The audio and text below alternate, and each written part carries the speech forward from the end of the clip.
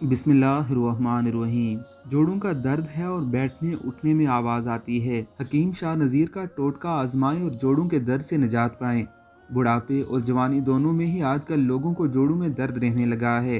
चलने में, उठने बैठने में घुटनों से आवाज़ आती है। ये इंसान का चलना फिरना और उठना बैठना मुश्किल बना देता है। आज हकीम शाह नज़ीर की बताई हुई टिप आजमाएं और इस तरह के हर मसले से बआसानी इलाज पाएं। चलें तो फिर नुस्खा जान लेते हैं।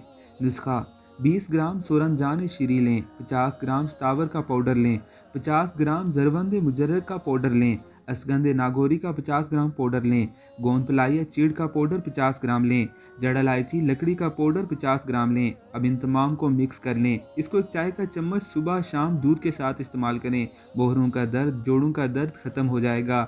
ऐसी ही मज़ीद अच्छी वीडियोज़ के लिए आपने हमारे चैनल को ज़रूर सब्सक्राइब करना है।